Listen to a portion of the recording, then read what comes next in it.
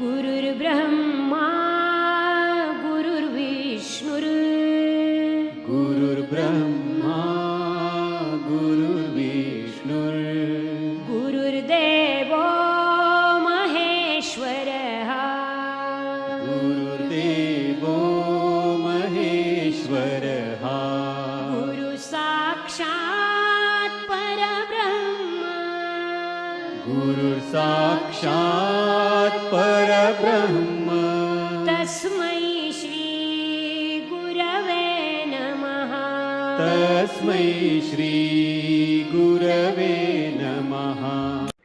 यदा यदा हि धर्मस्य ग्लानिर्भवति भारत अभ्युत्थानं धर्मस्य तदात्मानं सृजाम्यहम् परित्राणाय साधूनां विनाशाय च दुष्कृतां धर्म संस्थापनार्थाय संभवामि युगे युगे। प्रेम से बोलो श्री कृष्ण भगवान की जय। मित्रों, भक्तों, श्रीमद् भागवत गीता यथारूप अध्याय 10 श्री भगवान का ऐश्वर्य। मित्रों, यहाँ पर 18 अध्यायों की स्तुति चल रही है। मित्रों, ध्यानपूर्वक इसको ग्रहण कीजिए। इसमें कई महामंत्र भी दिए जा रहे हैं। मित्रों, संकट के समय में उपाय बतलाए जा रहे हैं, इसको सुनना मत भूलिए। तो प्रेम से बोलो श्री कृष्ण भगवान की जय। पिछले धारावाहिक में हमने आपको ज्ञान प्रदान किया था भगवान श्री कृष्ण के मुख के द्वारा। मैं एक दो लाइन आपको पिछले अध्याय की सुना दूं। अनार्षित कर्म फलम, वही असली सन्यासी है जो भगवान के निर्देश अनुसार कर्म करता है। वास्तव में सन्यासी तथा योगी वही है। केवल सन्यासी या अक्षद्ध योगी के वेश में रहने वाला व्यक्ति नहीं। यहाँ तक हमने पिछले अध्याय में आपको बतलाया था। मित्रों, तो प्रेम से बोलो श्री कृष्ण भगवान की जय। श्रीमद् भागवत गीता यथारूप यानी कि भगवान का स्वयं यथारूप का मतलब श्री मद् भागवत गीता यानी कि साक्षात यथारूपम भगवान श्री कृष्ण के दर्शन। अर्थभाव ये होता है मित्रों। तो अध्याय 10 श्री भगवान का ऐश्वर्य। तो प्रेम से बोलो श्री कृष्ण भगवान की जय। मित्रों, एक बार बोल दो ना, राधे राधे कृष्णम कृष्णम। तो मित्रों, शुरू करते हैं, प्रारंभ करते हैं श्री भगवान का ऐश्वर्य अध्याय 10। बुद्धि ज्ञानरम सम्मोह क्षमा संत्यः दम्म शम्मः सुखः दुःखः भवेषु भावो भय चाभ्यः मेवचः अहिंसा समता तुष्टिस्तपो दानः यगो यशोः सत्यसः भवन्ति भवः भूतानः मत्तः एव पृथ्वीगधा। बुद्धि यानी कि बुद्धि, अज्ञानम ज्ञान, असमोह संदेश से रहित, क्षमा क्षमा, सत्यम सत्यता, दम इंद्रिया निग्रह, सम मन का निग्रह, सुखम सुख, दुखम दुख, भव जन्म अभाव, मृत्यु भयम डर, चाभि अभ्यम निर्भय करता, एवं भी चा तथा अहिंसा अहिंसा, समता संभाव, तुष्टि संतोष, तप तपस्या, दानम दान, यश यश, आयंस अप्यस, अप्रकृति ही अभवंती होते हैं, अभावा प्राकृतियां भूतानम जीवों की, मत मुझसे एवं अनिच्य ही अपृथक विधा, भिन्न भिन्न प्रकार से व्यवस्थित। अनुवाद बहुत सुंदर श्लोक था मित्रों। बुद्धि ज्ञान संशय तथा मोह से अमुक्ति, क्षमा भाव सत्यतः इंद्रिया न गृह, मन निग्रह, सुख तथा दुख, जन्म मृत्यु, भय अभय, अहिंसा, समता, दृष्टि, तप, दान, यश तथा अपयश, जीवों के ये विविध गुण मेरे ही द्वारा उत्पन्न होते हैं। बहुत सुंदर अनुवाद था मित्रों। इसका तात्पर्य, इसका उच्चारण मैं जरूर करके बतलाऊंगा आपको, क्योंकि ज्ञान का स्रोत है मित्रों। तात्पर्य, जीवों के अच्छे या बुरे गुण कृष्ण द्वारा उत्पन्न है और यहाँ पर उनका वर्णन किया गया है। बुद्धि का अर्थ है नीर क्षीर विवेक करने वाली शक्ति, यानी कि बुद्धि जो है इंसान के अंदर वही कार्य करती है। तो बुद्धि का अर्थ बतला रहे हैं कि बुद्धि का वास्तुता अर्थ क्या होता है। नीर, क्षीर मतलब नीर माने होता है क्या, आंसू समझ लो, या नीर बहुत साफ सुथरी गंगा की तरह पवित्र, जैसे नीर गंगा।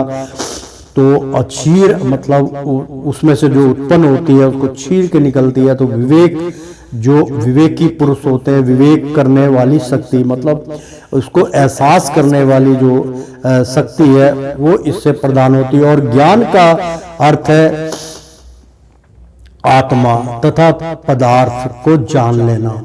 मतलब जो प्राणी ज्ञान के द्वारा उसका अर्थ समझता है कि वास्तव में ज्ञान क्या है, तो ज्ञान का अर्थ है आत्मा। ज्ञान के द्वारा ही आत्मा का साक्षात्कार होता है। आत्मा तथा पदार्थ, पदार्थ मतलब भौतिक संसार और आत्मा, इसके पृथ्वी कुछ भी नहीं है, सब नाशवान को जान लेना। विश्वविद्यालय की शिक्षा से प्राप्त सामान्य ज्ञान मात्र पदार्थ से संबंधित होता है। यहाँ इसे ज्ञान नहीं स्वीकार किया गया है।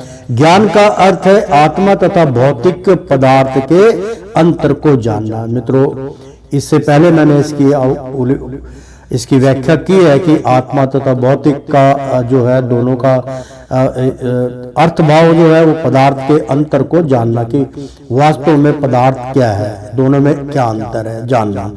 आधुनिक शिक्षा में आत्मा के विषय में कोई ज्ञान नहीं दिया जाता, केवल भौतिक तत्वों तथा शारीरिक आवश्यकताओं पर ध्यान दिया जाता है। फलस्वरूप शैक्षिक ज्ञान पूर्ण नहीं है। यानी कि अगर आध्यात्मिक ज्ञान से आप जुड़ना चाहते हैं तो उसमें शैक्षिक, यानी कि जो हम पढ़ते हैं, जो सामाजिक ज्ञान, सोशल स्टडी, ये सब जो भौतिक संसार का ज्ञान है, ये इससे परे का ज्ञान जो है वो मित्रों, वो भौतिक संसार से परे का ज्ञान जो आध्यात्मिक ज्ञान होता है, तो ये शैक्षिक ज्ञान में पूर्ण नहीं है।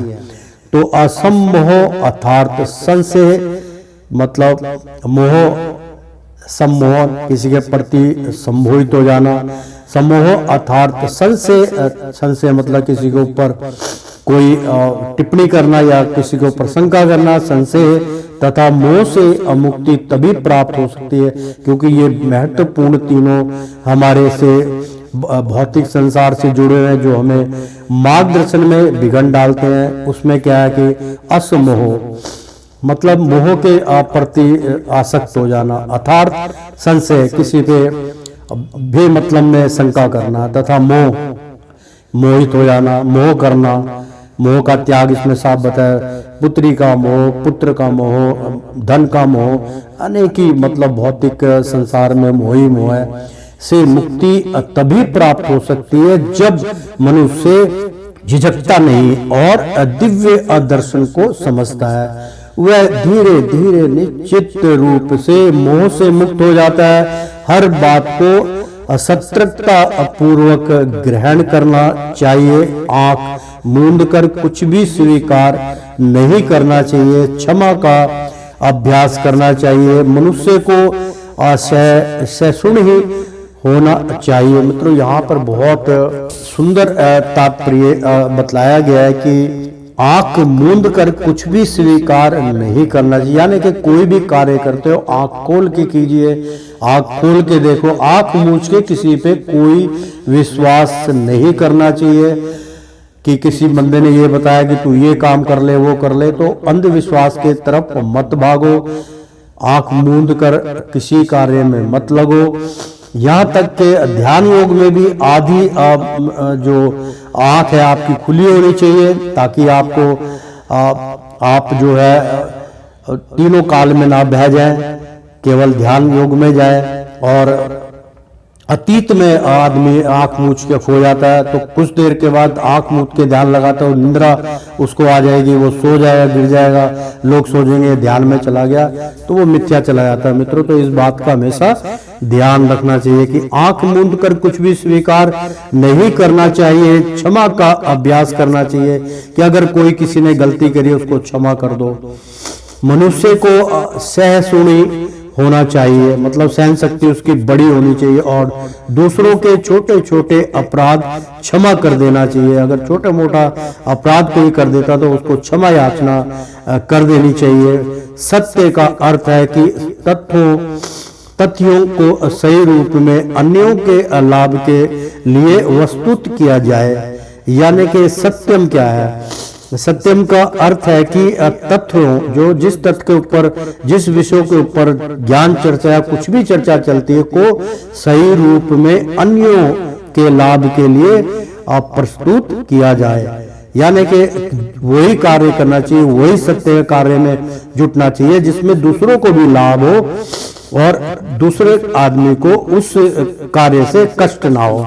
लेकिन यहाँ तो मित्रों अब बात आ गई, तो मैं थोड़ा सा कह देता हूं कि आपने, जब मैं भागवत करता हूं तो आपने देखा होगा कई बार पीछे बैंड बाजों की आवाज आ रही है, ढोल की आवाज आ रही है, शोर मच रहा है। तो मित्रों, कई बार ये ऐसा होता है कि ये विघ्न के कार्य होते हैं। इसी का यहाँ पे उल्लेख किया गया है कि सत्यम का अर्थ है कि तथ्यों, यानी कि जो और लोग हैं जो उनके तत्पर रहते हैं, उनका सही रूप में अन्यों के लाभ के लिए प्रस्तुत किया जाना चाहिए। यानी कि काम वही करो जो दूसरे को अच्छा लगे, सुंदर लगे, वही सत्यम है।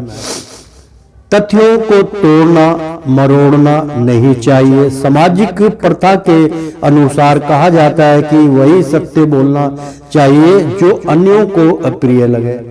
मित्रों, मैं बहुत सुंदर वाणी भगवान के माध्यम से बोल रहा हूं। भगवान श्री कृष्ण की चरणों की मैं धूल हूं। राजेंद्र कुमार सूर्यवंशी, आचार्य श्री राजेंद्र कुमार सूर्यवंशी, भगवान श्री कृष्ण की चरणों की धूल, उनके मुख के द्वारा इस वाणी का मैं शुभारंभ और अनमोल जो है यज्ञ का प्रसाद आप तक पहुंचा रहा हूं। तो प्रेम से बोलो श्री कृष्ण भगवान की जय। तो मित्रों, सामाजिक प्रथा के अनुसार कहा जाता है कि वही सत्य बोलना चाहिए जो अन्यों को प्रिय लगे, जो अन्यों को अच्छा लगे। अपने मियाँ मिट्ठू नहीं बनना चाहिए, क्योंकि वो उसको ज्ञान होना चाहिए कि मैं जो भी कार्य दिखावा कर रहा हूँ वो सब मिथ्या चला जाएगा, उसके पीछे नहीं भागना चाहिए। जो लोग आज करते हैं, अब हम यहाँ भागवत करते हैं, पीछे ढोल पीटते हैं लोग, तो मतलब वो उनका कर्म है, मेरा अपना कर्म है। लेकिन ऐसा कर्म जो भागवत में या कोई अच्छे सत्य कर्म के अंदर बाला बने, वो उसका भोग उनको भोगना ही पड़ेगा।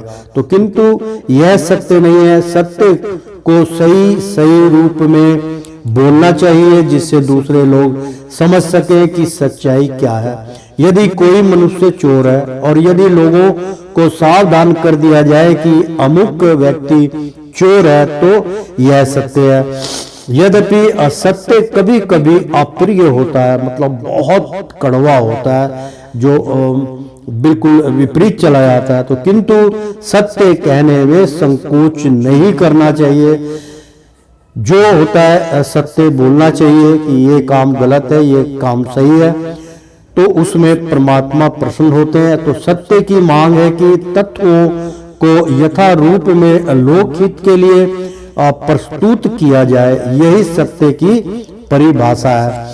बहुत सुंदर, मतलब यहाँ पे उस सनातन की व्याख्या हो रही है, मतलब जो सनातन से जुड़ा वही सत्य है। दम का अर्थ है कि इंद्रियों को व्यर्थ के विषय भोग में ना लगाया जाए। यानी कि दम, आप में हिम्मत है, आप में बहुत ताकत है, तो ताकत का अर्थ ये नहीं होता कि उसको मिथ्या ही आप गवा दो, आप क्रोध में किसी को मार दो, किसी कमजोर आदमी को दबा लो, बिल्कुल शास्त्र के विरुद्ध है मित्रों। तो दम का अर्थ है कि इंद्रियों को व्यर्थ के विषय भोग में ना लगाया जाए, यानी कि इसमें एक तर्क बहुत सुंदर है मित्रों, ध्यान से सुनिए। कई बार आपने देखा होगा बंदे बैठे होते हैं, चाहे वो कुर्सी में बैठे हैं, चाहे वो नीचे बैठे हैं, चाहे आपके साथ बैठे हैं, तो कई लोगों की आदत होती है अपनी टांगे हिला रहे हैं, कईयों की आदत होती है कि उंगलियों को हिला रहे हैं, कईयों की आदत होती है घुमा रहे हैं उंगलियों को, और कईयों की आदत होती है कि ध्यान इधर उधर घुमाते हैं। तो मतलब क्या होता है कि आप अपने इंद्रियों को व्यर्थ ही विषय भोग में लगा, यानी कि उसका जो वास्तव में इस्तेमाल करना चाहिए उस पर ना करके उसको व्यर्थ कर रहे हैं, अपनी शक्ति को गवा रहे हैं मित्रों। इसका अर्थ ये होता है, तो दम का अर्थ है कि इंद्रियों को व्यर्थ के विषय भोग में ना लगाया जाए। कि आपके अंदर बहुत बल है तो चलो भाई कुछ और कार्य में उसको जुटा दें, तो ऐसा नहीं करना चाहिए। इंद्रियों की समुचित आवश्यकताओं की पूर्ति का निषेध नहीं है मित्रों। यहाँ पे इंद्रियों की असमुचित यानी कि एक संपूर्ण इंद्रियों की जो बात हो रही है, आवश्यकताओं की पूर्ति का निषेध नहीं, यानी कि जो आप अवश्य कार्य है तो उसमें कोई निषेध नहीं है, उस कार्य में कोई रुकावट नहीं है। जब आपको इंद्रियों को जैसे मान लो हाथ से कार्य करना तो कर सकते हैं आप, यानी कि खाली बैठ के उसको इस्तेमाल मत कीजिएगा, घूसा मार रहे हो ये कर रहे हो, उसके लिए यहाँ पे कहा गया है। तो जो आवश्यकता है आपकी उसके लिए अगर आप अपने इंद्रियों का इस्तेमाल करते हैं तो उसकी पूर्ति के लिए मतलब उस कार्य के लिए उसमें कोई निषेध नहीं है, वो कार्य आप कर सकते हैं। कि भाई अपने बच्चों के लिए रोटी कमानी बिल्कुल कमाइए, किंतु अनावश्यक यानी कि अनावश्यक मतलब उसके अलावा जिसकी आपको आवश्यकता नहीं है तो इंद्रिय भोग आध्यात्मिक उन्नति में बाधक है। यदि आप बैठे हुए और गुणगान गा रहे हैं और हाथ हिलाए जा रहे हैं तो वो साथ के साथ मिथ्या जा रहा है मित्रों, इस बात का ध्यान रखो। ध्यान योग का मतलब होता है बिल्कुल शून्य काल में चले जाओ, ध्यान में लग जाओ, तो कोई चीज आपने हिलानी नहीं है मित्रों। ये बहुत बड़ा इसके अंदर उपयोग है। कई लोग क्या करते हैं मित्रों, मैं नहीं उनकी आलोचना करना चाहता हूँ, शास्त्रों में भी उसकी विधि है, और कई मेरे गुरु जो मेरे गुरु आचार्य हैं वो लोग जो है मैं तो उनकी शरणागत में प्रणाम करता हूँ, चाहे वो उचित है चाहे अनुचित है, गुरु पद को मेरा प्रणाम है। मैं उनसे उनके लिए मैं आलोचक नहीं हूँ, ना आलोचना कर रहा हूँ, लेकिन मैं ये बतला दूं कि वो थैलियों को हाथ में लेके और माला का वो जाप करते रहते हैं कि माला की गिनती जो है वो हो जाए, इतने बार हमने नाम ले लिया, हरे कृष्णा कृष्णा कृष्णा, कोई फायदा नहीं मित्रों। मेरा जो अनुमान है, मैं मतलब मैंने कहा ना, किसी का मैं अनिष्ट नहीं कर रहा हूँ, ना किसी पे टिप्पणी कर रहा हूँ, मेरा स्वयं अनुभव है कि यदि आप माला लेके माला का जाप करते रहते, जो दिखावापंती है मुट्ठी बंद करके, वो मिथ्या ही जा रही है, उसका कोई भी आपको कुछ भी हासिल नहीं होगा मित्रों। इसलिए ध्यान योग में आप काम कीजिए, माला की जरूरत ही नहीं है। आप कोई प्रेप क्लास में थोड़ा है, पहले से भी नीचे जो बच्चों को स्लेटी दे देते हैं और उसमें जो है आपने पता होगा लाइन से मन के प्रोय होते हैं, उससे उनको कहते हैं बच्चों को एक एक इधर करो 1 2 3, तो आप तो भाई सियाणे हो गए हो। आप आध्यात्मिक ज्ञान से जुड़ना चाहते हो तो उसमें इन मनकों की आवश्यकता नहीं होती है। आपके अंतरकण में जो मन का है, अंतरकण में माला है, बाहर की माला से उसको मेल मिलाप कर दीजिए। यहाँ पे इसी का जो है तात्पर्य मित्रों। तो इंद्रिय भोग आध्यात्मिक उन्नति में बाधक है और फलत इंद्रियों को अनावश्यक उपयोग पर नियंत्रण रखना चाहिए। मतलब तुम्हारी इंद्रियां कोई जो है कोई ऐसा काम ना करे जो गलत हो। मान लीजिए मेरी दृष्टि है, मैं कोई उच्चारण दे रहा हूँ तो मैंने किसी नगनता के ऊपर यानी किसी स्त्री के ऊपर अपनी दृष्टि डाल दी और मुझे बड़ा आनंद आ रहा है उसको देख के। माफ कीजिएगा, मुझे कई बार ऐसे वचन कहने पड़ते हैं, क्योंकि तात्पर्य जब तक आपको नहीं पता चलेगा आप उस तक कैसे पहुंचेंगे। तो मित्रों, जहां पे मुझे समझाने की आवश्यकता होती है वहां मैं आपको उदाहरण इसका संपूर्ण रूप से देता हूं कि दृष्टि आपकी है। मान लीजिए मेरे को मैं मोबाइल देख रहा हूँ या मैं बाहर कहीं जा रहा हूँ, मेरे पर नारी के ऊपर मेरी दृष्टि पड़ गई, बहुत सुंदर है, बहुत खूबसूरत है, उसका जो है उसके जो भी मतलब आपको पता है, नारी जो है वो बहुत सुंदरता का प्रतीक है। भगवान भी मोहिनी रूप धारण करके मोहित हो गए थे राक्षस सब। तो इस प्रकार से वो मोहिनी रूप होता है, उससे आकर्षित ना होइएगा, क्योंकि इसमें स्पष्ट लिखा है कि इसी का अर्थ होता है कि आप अपनी इंद्रियों को किसी ऐसे कार्य में मत लगो जो आपके जो अनावश्यक उपयोग में आए, तो उसका मिथ्या जा रहा है आपका। आप उसको देख रहे हैं, देख के बहुत आनंदित हो रहे हैं, लेकिन वो मिथ्या जा रहा है, आपके अंतर्कण को, आपके मन को मैला कर देगा। इसलिए वहां दृष्टि दिखाने, अगर दृष्टि जो आपने एकाग्र करनी है तो भगवान के चरणों में एकाग्र कीजिए, ताकि उसका फल संपूर्ण रूप से आपको प्राप्त हो।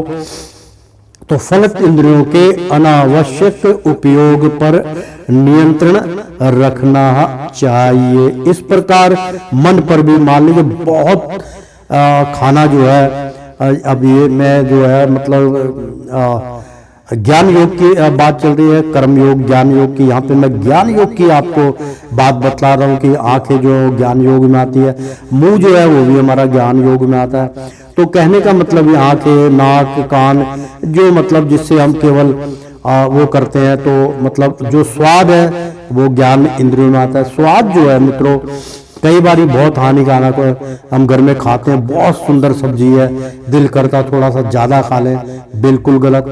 थोड़ा कम कर दीजिए। जो ज्यादा स्वादिष्ट चीज होती है वो बाद में नुकसान करती है, बाद में उसका जो है खुमाजा भुगतना पड़ता है। तो मित्रों नियंत्रण रखना चाहिए। इसी प्रकार मन पर भी अनावश्यक विचारों के विरुद्ध संयम रखना चाहिए। मतलब मन की स्थिति के बारे में मैंने अभी बतलाया, वो यहाँ भागवत भी हमारी यही कह रही है, हरि महाराज भी इसके ऊपर रोशनी डाल रहे हैं कि अनावश्यक विचारों के विरुद्ध संयम रखना चाहिए। हम नहीं रख पाते, कई बार हम विचारों में, गलत विचारों में खो जाते हैं, हम खुद खो जाते हैं। मैं भी आपके तरह साधारण ही प्राणी हूँ मित्रों, मैं भी ऐसी रचना में खो जाता हूँ कई बारी, तो उससे बचना ही चाहिए। तो उसके विरुद्ध संयम रखना चाहिए, शांत रहना चाहिए, क्रोध को हमेशा शांत कीजिए। इसे सम कहते हैं। मतलब अगर आप अनावश्यक विचारों के विरुद्ध संयम रखना चाहिए, यानी कि मन जो है इसी प्रकार मन पर भी अनावश्यक विचारों के विरुद्ध संयम रखना चाहिए, शांति का प्रतीत बनना चाहिए। तो इसे सम कहते हैं। मतलब बिल्कुल नरम स्वभाव का हो जाता है। मनुष्य को चाहिए कि धन अर्जन के चिंतन में ही सारा समय ना गवाए कि मैं धन को कमा लूं, लेकिन करूं क्या, मजबूरी है। ये संसार ऐसा हो गया कि धन के बिना कुछ भी नहीं है प्राप्त होता है। खाली रोटी से जीवन नहीं चलता, रोटी के अलावा और भी बंदों के कई कार्य होते हैं। तो कई बारी काम हम जो है बिना फल की इच्छा से कि चल यार तेरा मैं काम कर रहा हूँ, ये तो 2 पैसे मुझे मिल जाए, तो मैंने काम किया 50 रुपए का, मेरे को 10 रुपए दे के चले गए। अच्छा भाई, जय श्री कृष्ण, तुम्हारी इच्छा। तो मतलब बिना धन के भी जो है संकोच कई बार करना पड़ता है मित्रों, ऐसा होता है।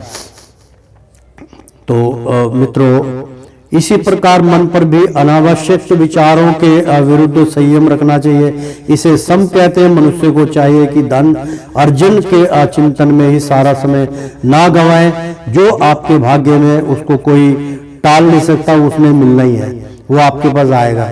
ये सृष्टि का नियम है मित्रों।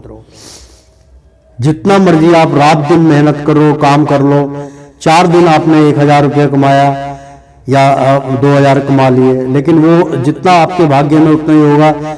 4 दिन आपने कड़ी मेहनत करके कमाए, 1 हफ्ते की छुट्टी कर ली, बराबर हो गया मामला। तो भाग्य से ऊपर जाने की चेष्टा मत कीजिए। भाग्य से ऊपर जाना है तो हरि महाराज के शरणागत में जाइए, उनसे। अब कई बार रात को नींद नहीं आती, बंदा कहता है यार मुझे नींद ही नहीं आ रही। अरे कोई बात नहीं, नींद नहीं आ रही तो क्या हो गया? नहीं जी बिल्कुल आँख खुल गई है, मैं सो नहीं पा रहा हूँ, मेरे को गोली खानी चाहिए। बिल्कुल खाने की जरूरत नहीं है, भजन करो ना। क्या कौन सा भजन? मैंने पिछले अध्याय में बतलाया, हरे कृष्णा कृष्णा कृष्णा हरे हरे, हरे रामा राम राम हरे हरे। ये कीर्तन भाव कर दो, नहीं तो जय श्री कृष्ण राधे कृष्ण नारायण नारायण, कितने जाप है। आप उसमें खो जाइए ना, अपने आप ही नींद आधे घंटे में 15 मिनट में नींद आ जाएगी महाराज, और ध्यान आपका वहां चला जाएगा। तो इस तरीके से अपना जो है मूल ज्ञान प्राप्त कीजिए। तो मित्रों, मनुष्य को चाहिए कि धन अर्जन के चिंतन में ही सारा समय ना गंवाए। यह चिंतन शक्ति का दुरुपयोग है। मन का उपयोग मनुष्य की मूल आवश्यकताओं को समझने के लिए किया जाना चाहिए और उसे ही प्रमाण पूर्वक वस्तुत करना चाहिए। शास्त्र मर्मज्ञों, साधु पुरुषों, गुरुओं तथा महान विचारकों की असंगति में रहकर विचार शक्ति का विकास करना चाहिए। जिस प्रकार से कृष्ण भावनामृत के आध्यात्मिक ज्ञान के अनुशीलन में असुविधा को यही सुकम है, इसी प्रकार सुकम वह जिसे कृष्ण भावनामृत के अनुशीलन में असुविधा हो, और जो कुछ कृष्ण भावनामृत के विकास के अनुकूल हो उसे अस्वीकार करें, और जो प्रतिकूल हो उसका प्रतित्याग हो। भव अर्थात जन्म का संबंध शरीर से है। जहां तक आत्मा का प्रश्न है वह ना तो उत्पन्न होता है ना मरता है। इसकी व्याख्या हम भागवत गीता में प्रारंभ में ही कर चुके हैं। जन्म तथा मृत्यु का संबंध इस भौतिक जगत में शरीर धारण करने से है। भय तो भविष्य की चिंता से उद्भूत है। कृष्ण भावनामृत में रहने वाला व्यक्ति कभी भयभीत नहीं होता, क्योंकि वह अपने कर्मों के द्वारा भागवत धाम को वापस जाने के प्रति आवश्यक रहता है। फलस्वरूप उसका भविष्य उज्जवल होता है, किंतु अन्य लोग अपने भविष्य के विषय में कुछ नहीं जानते। उन्हें इसका कोई ज्ञान नहीं होता कि अगले जीवन में क्या होगा। फलस्वरूप वे अनियंत्रण चिंताग्रस्त रहते हैं। यदि वह हम चिंता मुक्त होना चाहते हैं तो सर्वोत्तम उपाय यह है कि हम कृष्ण को जाने तथा कृष्ण भावना अमृत में नियंत्रण स्थित रहे। इस प्रकार हम समस्त भय से मुक्त रहेंगे। श्री मद भागवत में 11:2-37 में कहा गया है, भय आदित्यः भिनेवेशतः स्यातः। भय तो हमारे माया पास में फंस जाने से उत्पन्न होता है, किंतु जो माया के जाल से मुक्त है, जो आश्वस्त है कि वे शरीर नहीं आपूति भगवान के आध्यात्मिक अंश है और जो भागवत भक्ति में लगे हुए उन्हें कोई भय नहीं रहता, उनका भविष्य अत्यंत उज्जवल है। वह भय तो उन व्यक्तियों की अवस्था है जो कृष्ण भावनामृत में नहीं है। अभयम तभी असंभव है, तभी जब कृष्ण भावनामृत में रहा जाए। बहुत सुंदर श्लोक है मित्रों। यहाँ पर कई बारी गीता में जो हम गीता का उच्चारण कर रहे हैं जब बतलाते हैं तो लोग सुनते हैं, वो कहते हैं भाई ये तो भगवान श्री कृष्ण के प्रचारक हैं, ये भगवान श्री कृष्ण का प्रचार कर रहे हैं। मित्रों बिल्कुल सत्य है आपकी सोच, लेकिन आपकी सोच में तर्क वितरक है। मित्रों जो आप सोच रहे हैं वो उचित भी है अनुचित भी है। पूछो कैसे? कैसे? वो इसलिए कि भागवत आप सुन रहे हैं, आप कहते हैं इसमें तो भगवान श्री कृष्ण का जो है वो एडवर्टाइजमेंट कर रहे हैं, भगवान श्री कृष्ण के तरफ हमारे को खींच रहे हैं, या उनके प्रति जो है उनका प्रचार कर रहे हैं। मित्रों बिल्कुल आपका सोच सही है। भगवान हरि का हम बार बार प्रचार इसलिए करते हैं कि इस संसार में उनके अलावा सृष्टि का रचयिता, सृष्टि का पालन करता, सृष्टि को चलाने वाला, हमारे शरीर में आत्मा स्वरूप उनका प्रतिबिंब प्रकाश, उनके अलावा संसार में किसी के पास कुछ नहीं है। मैं रिटर्न में लिख के दे सकता हूं, आप जो भी सुमरन करें, किसी का भी नाम लें, आप आत्मा नहीं बदल सकते। आत्मा में परमात्मा का ही बल स्वरूप होता है। जब आप ध्यान करते हैं तो कोई भी ध्यान करते विष्णु नारायण को ही प्रकट होता, चाहे उसको आप सुनने में देखिए। अब कई कहते हैं जी हम तो मूर्ति पूजा नहीं करते, हम तो भगवान को नहीं मानते, हम तो भगवान जो है वो हाथ खोल के बतला देते हैं कि देख लो जी उनका आकार वो है निरंकार या निराकार है। अरे भाई, बिना आकार के, बिना माता पिता के तुम क्या जानोगे? तुम्हें अपने माता पिता का तो ज्ञान होना चाहिए। मेरे माता पिता कौन है, मेरे जन्म दाता कौन है, मैं क्या खाता हूं, क्या पीता हूं, मल मूत्र करता हूं, तुम्हें सब चीज का ज्ञान प्राप्त होना चाहिए मित्रों। तो मूर्ति पूजन कोई एक आस्था है, उसमें प्राण प्रतिष्ठा क्यों होती है, क्यों मूर्ति के अंदर जान होती है? आप क्या समझते हैं कि पत्थर के अंदर जान नहीं है? स्पष्ट उसके अंदर सब कुछ विराजमान होता है, क्योंकि हरि का कण कण के अंदर वास है, हर जगह वो उपस्थित है।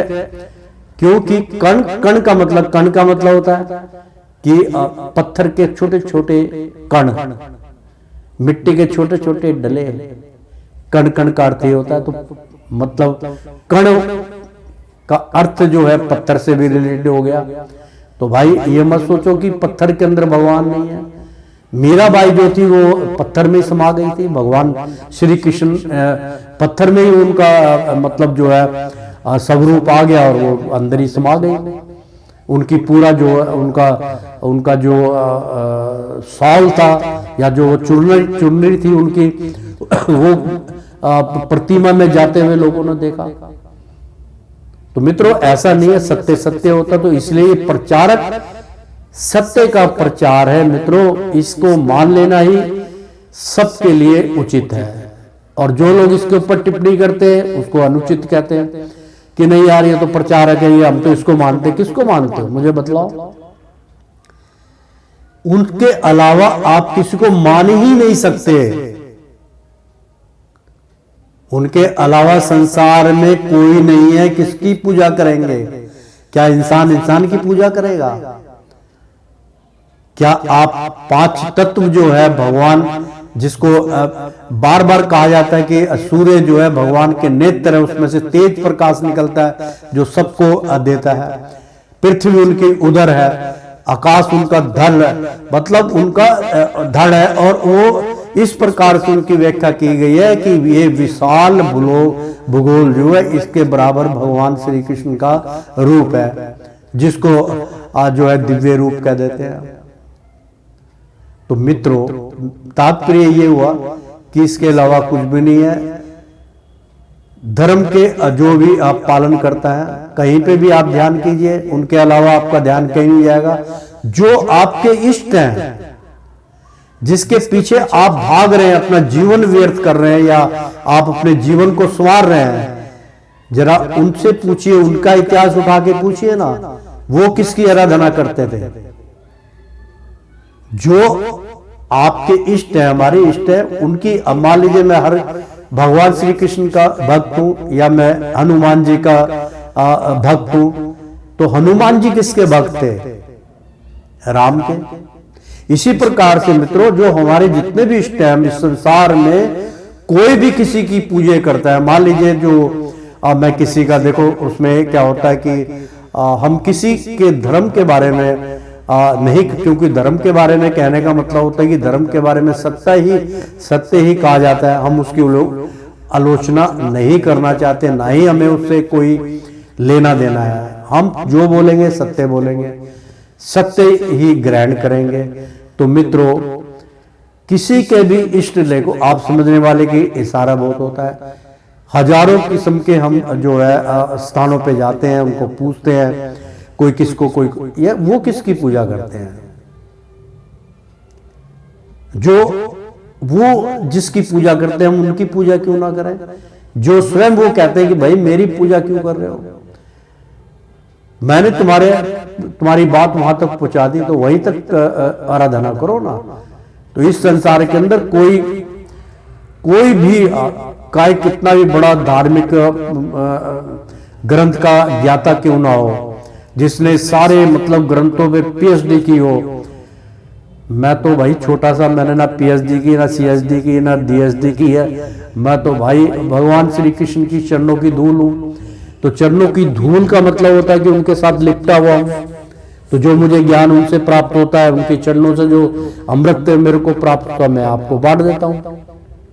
इससे ऊपर तो मुझे भी ज्ञान नहीं है, लेकिन आप इस बात को बड़े ध्यान से सुन लीजिए और अपने अंदर रखिए।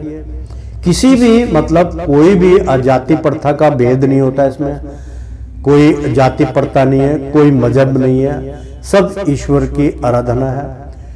आप ध्यान करके एक बारी वहां तक पहुंचिए तो आपको आखिरी धाम आध्यात्मिक ज्ञान और आखिरी धाम और अपरे लोक का ज्ञान और परे लोक का उनका उद्गम स्थल आपको कहीं नहीं मिलेगा, भगवान हरि के ही शरणागत में मिलेगा।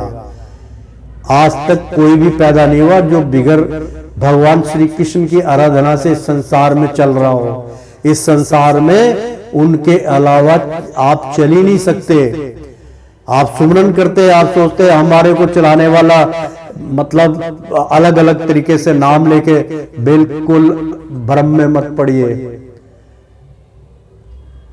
उनको भी चलाने वाले वही बैठे हैं।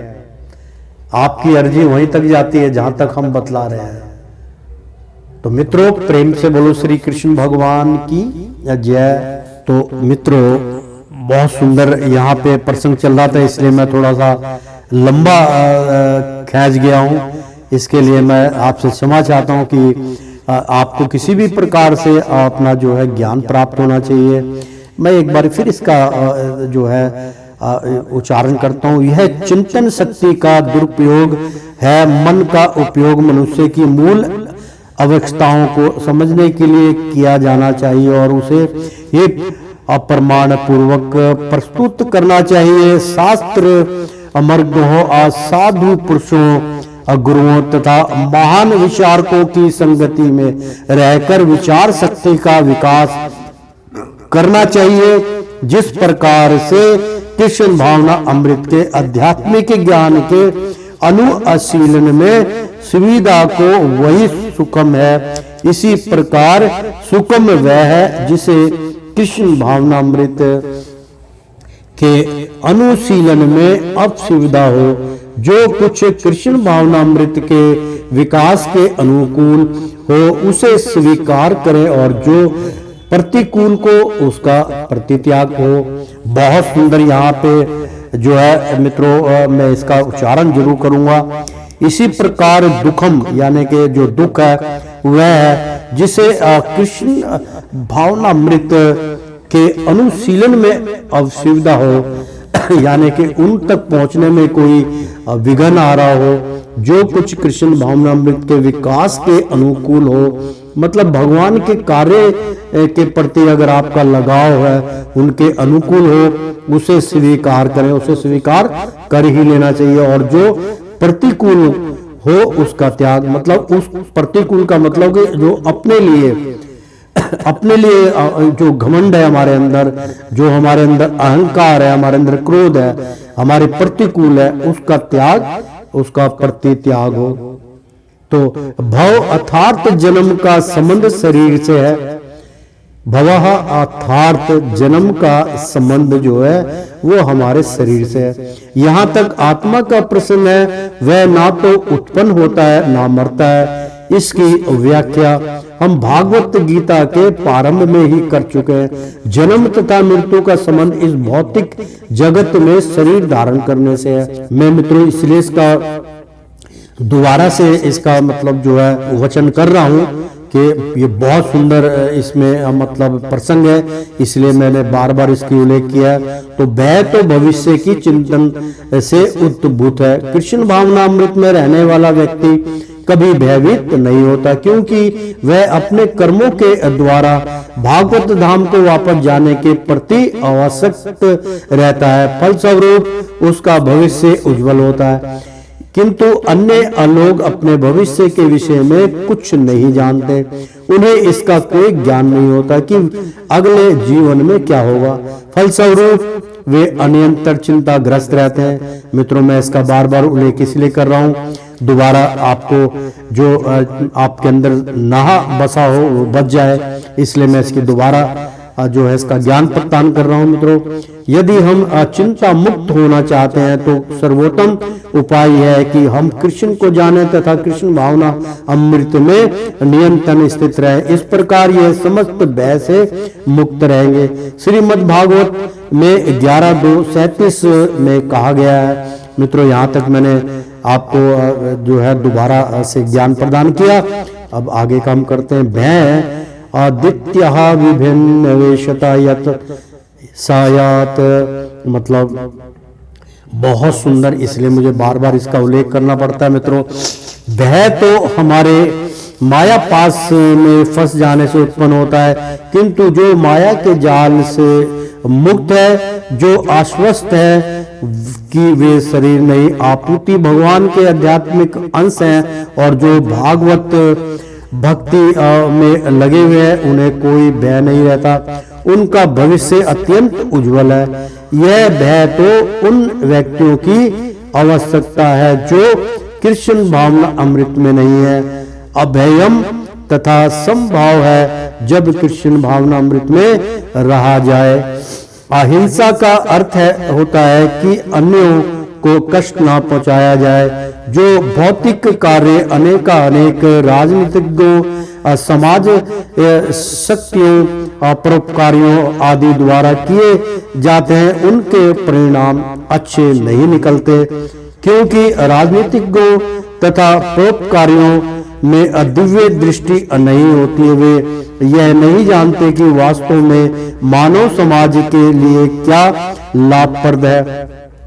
अहिंसा का अर्थ है कि मनुष्य को इस प्रकार से प्रशिक्षित किया जाए कि इस मानवेदन का पूरा उपयोग हो सके, क्योंकि मानव देह का पूरा उपयोग ही सत्य है, उपयोग हो सके। मानव देह आत्म साक्षात्कार के हेतु मिली है। अतः ऐसी कोई संस्था या संघ जिसे उद्देश्य की पूर्ति में प्रोत्साहन ना हो, मानव देह के प्रति हिंसा करने वाले हैं, जिससे मनुष्यों के भावी आध्यात्मिक सुख में वृद्धि हो, वही अहिंसा है। समता से राग द्वेष से मुक्ति अघोषित होती है। ना तो आध्यात्मिक राग अच्छा होता है और ना आध्यात्मिक द्वेष ही। इस भौतिक जगत को राग द्वेष ही रहित होकर स्वीकार करना चाहिए। जो कुछ कृष्ण भावनामृत को संपन्न करने में अनुकूल हो उसे ग्रहण करें और जो प्रतिकूल हो उसका त्याग कर दें। यही समता है। कृष्ण भावनामृत युक्त व्यक्ति को ना तो कुछ ग्रहण करना होता है ना त्याग करना होता है। उसे तो कृष्ण भावनामृत संपन्न करने में उनकी उपयोगिता से प्रयोजन रहता है। तो प्रेम से बोलो श्री कृष्ण भगवान की जय। तो श्रीमन नारायण नारायण हरि हरि, तेरी लीला सबसे न्यारी न्यारी, बोलो हरि हरि। मित्रों, एक बार बोल दो ना राधे राधे कृष्णम कृष्णम। मित्रों, प्रेम से बोलो श्री कृष्ण भगवान की जय।